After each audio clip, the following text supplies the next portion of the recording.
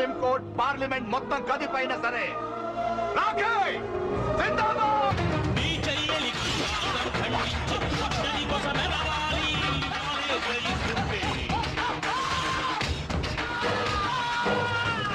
Halo sahabat, Assalamualaikum.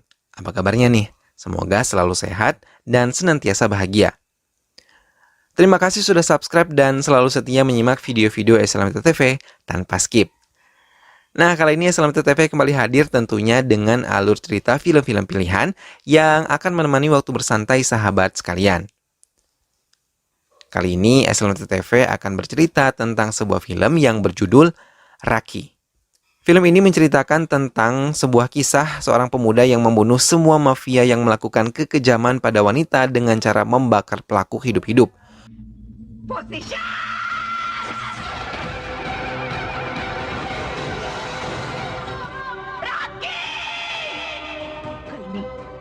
ఈ సింహం నుంచి కాపాడుకో. ఈ అరగంట నాకేం తెలియదు.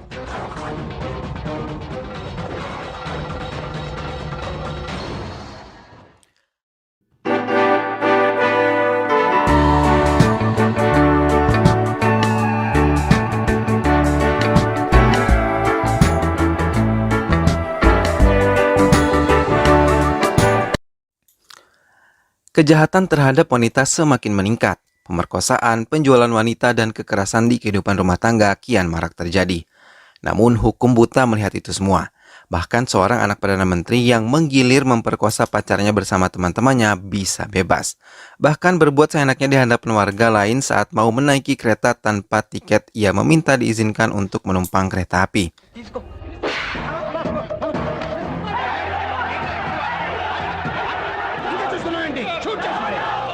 Hal tersebut mengakibatkan semua calon penumpang marah, hingga terjadi kerusuhan.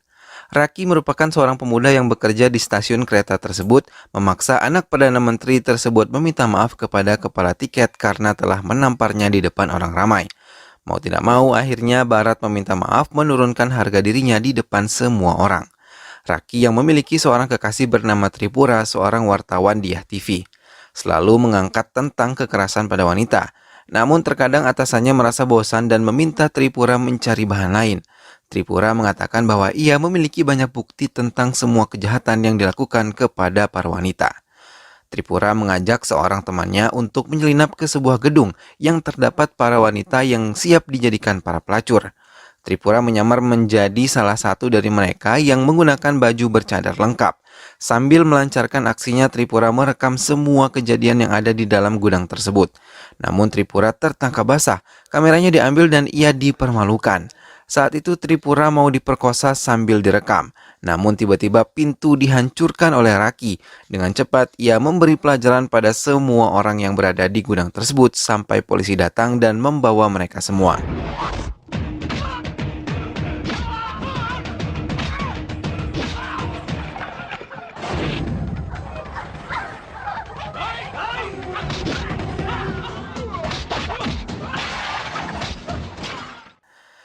Setelah semua para penjahat dibawa ke penjara, ia malah menampar Tripura karena melakukan hal yang terlalu mengambil risiko. Tripura menjelaskan ia sangat sedih melihat wanita-wanita tadi diperlakukan seperti binatang. Mereka adalah korban-korban penculikan yang kemudian dilelang untuk dijual ke luar negeri. Raki selalu menyempatkan mengantar adiknya untuk kuliah. Namun kali ini ia harus kembali ke kampus karena nomor ujian Gayatri adiknya tertinggal di saku bajunya. Tapi saat ia masuk ke lorong kelas, semua mahasiswa berhamburan. Raki mempercepat langkahnya ketika mendengar suara Tripura menjerit memanggil namanya. Ketika Raki masuk ke kelas, ia melihat Madukar mendonongkan sebilah pisau. Melihat hal itu membakar kemarahannya. Raki langsung menerjang Madukar dan menghajarnya hingga ia menghambur keluar kampus. Ia pun tersungkur dan ditangkap oleh polisi yang dipanggil oleh semua mahasiswa. Namun sayang, seorang teman akrab Gayatri tidak dapat mereka tolong karena terkena sabetan pisau Madukar. Gayatri sangat terguncang melihat teman akrabnya meninggal seperti itu. Setelah kejadian itu, ayah Gayatri trauma mengirimnya ke kampus hingga memutuskannya untuk menikahkan Gayatri dengan seorang pria. Gayatri menyetujui keputusan ayahnya, tapi keluarga Raki kekurangan dana untuk mempersiapkan pernikahan Gayatri. Ibu Gauri mau membantu keluarga Raki asal Raki mau menikahi sepupunya sendiri, Gauri, yang telah diam-diam mencintai Raki semenjak kedatangannya. Karena kasih sayangnya kepada Gayatri membuat Raki menyetujui kemauan bibinya. Raki pun mengatakan semuanya pada Tripura, tapi Tripura pura-pura menganggap ini candaan, hingga membuat kesal Raki dan meninggalkannya seorang diri. Raki meminta pernikahannya dengan Gauri diadakan setelah 3 bulan pernikahan adiknya, karena rencananya suami Gayatri akan membawa Gayatri ke Amerika. Namun di rumah Tripura menangis mengadukan masalah pernikahan Raki dan juga Gauri. Pernikahan Gauri pun digelar, semua berbahagia merayakan pernikahan Gayatri. Terlebih Raki yang menangis bahagia melihat adiknya menikah. Tapi ia merasa sedih ketika melepas Gayatri untuk ikut bersama dengan suaminya. Karena semenjak kecil mereka selalu bersama, setelah ibu mereka meninggal sehabis melahirkan Gayatri. Kehidupan pernikahan Gayatri tak seindah yang diharapkan dirinya dan keluarganya. Ia yang tinggal bersama ibu mertua dan adik iparnya selalu diperlakukan buruk dan diperlakukan seperti asisten rumah tangga. Saat Gayatri mendapat kekerasan dalam rumah tangga, Raki tiba-tiba muncul dan melihat itu membuat ia sangat marah. Tapi Gayatri melarang kakaknya untuk memukuli suaminya. Sampai di rumah, Raki menceritakan semua tentang kehidupan rumah tangga Gayatri pada ayah dan pamannya serta meminta mereka untuk menjemput Gayatri. Tapi tiba-tiba Gayatri datang karena mau merayakan festival keagamaan. Raki sangat terkejut ketika melihat telapak tangan Gayatri terkena luka bakar. Hati Raki sangat hancur. Sambil mengolesi obat, Raki terus menangis. Namun air mata mereka semua berubah menjadi tawa ketika Gayatri mengabari dirinya tengah hamil. Ayah Gayatri meminta Gayatri untuk pulang dan menemui keluarga suaminya. Karena bagaimanapun Gayatri telah berkeluarga. Akhirnya ayah dan Raki mengantar Gayatri kembali ke rumah suaminya. Keluarga suami Gayatri yang mengetahui Gayatri hamil berpura-pura baik dan berpura-pura akan membawa Gayatri ke Amerika dan mengubah hidup di sana. Tapi Raki diminta memberikan uang dalam jumlah yang sangat banyak. Raki pun akhirnya menyetujuinya dan menyanggupi keinginan keluarga suami Gayatri. Setelah Raki meninggalkan rumah Gayatri, paman dan keluarga suami Gayatri merencanakan sesuatu yang sangat jahat kepada Gayatri. Ternyata hal itu didengar oleh Gayatri. Mengetahui hal itu, keluarga suami Gayatri marah dan mereka memukuli Gayatri dan mengikat tubuhnya di kursi. Mereka menyumpal mulut Gayatri dan menyiramkan bensin ke tubuh Gayatri. Setelah mendapat uangnya, Raki membawa uang tersebut ke rumah Gayatri. Ibu mertua Gayatri menemui Raki dan berbohong mengenai Gayatri. Tanpa rasa curiga, ia memberikan uangnya kepada ibu mertua Gayatri. Raki tidak menyadari bahwa Gayatri berada dalam bahaya dan meninggalkan rumah Gayatri begitu saja. Selepas kepergian Raki, Gayatri dibakar hidup-hidup oleh keluarga suaminya, bahkan suaminya sendiri. Keesokan harinya, Raki mendapat kabar bahwa Gayatri dirawat di rumah sakit. Dengan cepat, Raki menuju rumah sakit. Raki mendadak mengalami shock yang teramat ketika melihat Gayatri mengalami luka bakar di sekujur tubuhnya. Saat dokter datang, ia mengatakan Gayatri telah meninggal dunia. Dengan langkah lemah, Raki meninggalkan rumah sakit.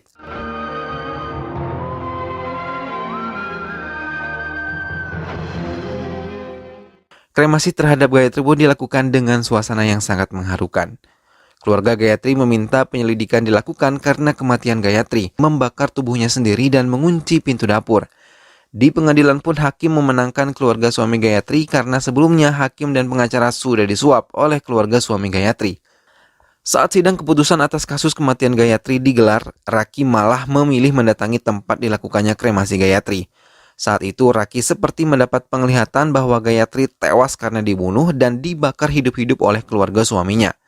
Raki pun menangis meraung-raung di gundukan abu Gayatri. Sementara di persidangan, keluarga suami Gayatri termasuk suami Gayatri dinyatakan tidak bersalah. Mereka bersorak sukacita sementara ayah dan paman Gayatri merasa sangat sedih. Saat keluarga suami Gayatri masuk ke mobil, tiba-tiba Raki muncul dan langsung menyiramkan bensin ke sekitar mobil tersebut dan langsung membakar mereka semua hidup-hidup. Semua yang ada di parkiran menjadi panik dan Raki langsung membakar hakim, dokter serta polisi yang telah memihak pada keluarga suami adiknya tersebut.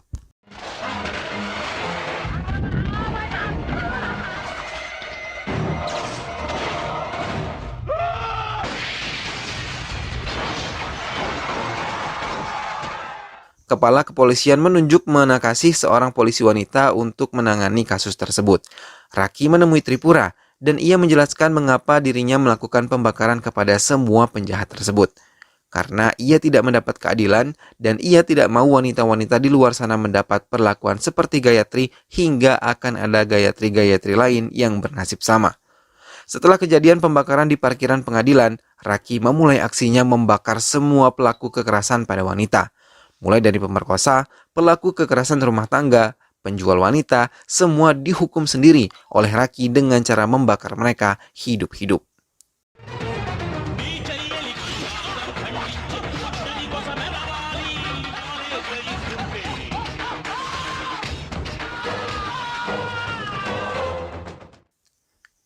Menakasi sangat kesal karena Raki tidak meninggalkan bukti ataupun jejak pembunuhannya. Sementara wanita-wanita para korban yang diselamatkan oleh Raki merasa sangat bersyukur dan berterima kasih kepada Raki. Tak berapa lama Raki muncul di televisi dan mengakui kejahatannya. Ia bahkan akan menyerahkan diri sendiri ketika semua penjahat telah ia hukum. Setelah Raki muncul, Tripura dipanggil oleh Menakasi untuk dimintai keterangan tentang Raki. Tapi Tripura malah mengatakan bahwa ia sangat mendukung Raki dan ia memberikan Menakasi data-data penjahat yang kerap kali melakukan kekerasan kepada wanita. Polisi menempel gambar Raki di setiap sudut Hyderabad, tapi wanita-wanita yang mendukung Raki membuang semua foto Raki. Untuk sementara, Raki tinggal di desa Gauri dan mengatakan akan menikahi Gauri saat ia telah menyelesaikan misinya. Raki yang telah mendapatkan keberadaan Barat menggantung mereka di hutan tempat mereka berburu, lalu menyiramkan bensin ke mobil mereka. Saat polisi datang, Raki malah dengan cepat membuang 2 batang korek api yang telah menyala hingga Barat dan teman-temannya tewas terbakar.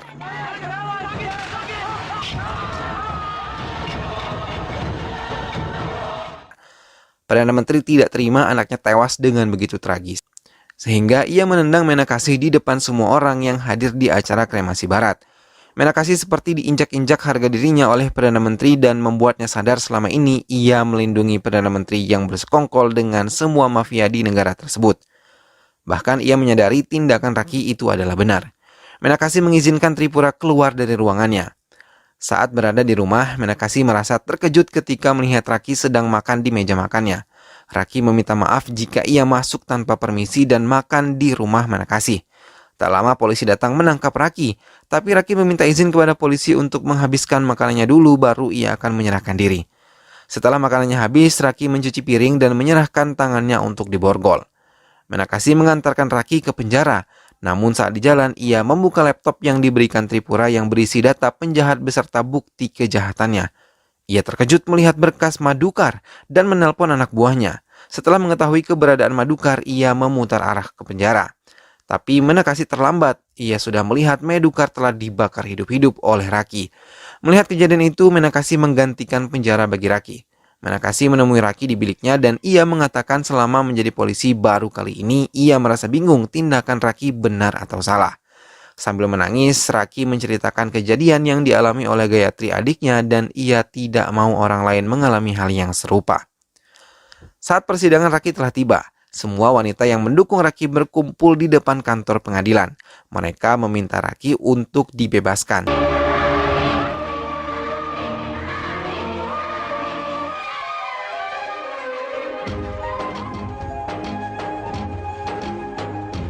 Tapi tiba-tiba Perdana Menteri menelpon. Ia mengatakan bahwa dirinya akan menghancurkan semua pendukung wanita yang dimiliki oleh Raki. Menakasi yang mendengar itu mengadakan pengamanan yang ketat. Tapi saat Gauri memanggil nama Raki, tiba-tiba ledakan terjadi dan menewaskan separuh pendukung Raki. Dengan langkah tertatih, Raki mencari tubuh Gauri dan saat menemukannya, Gauri langsung meninggal di pangkuan Raki.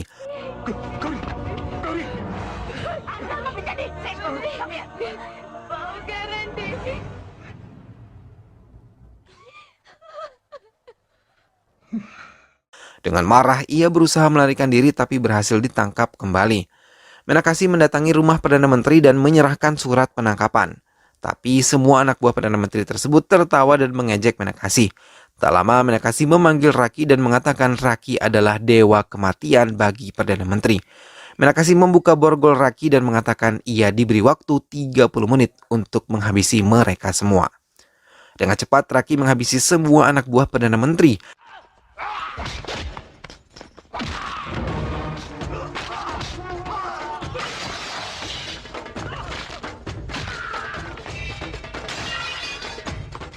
Saat terakhir Raki melempar botol minuman keras ke tubuh Perdana Menteri. Dan saat terakhir kemudian Raki melempar korek lalu berhasil membakar Perdana Menteri hidup-hidup.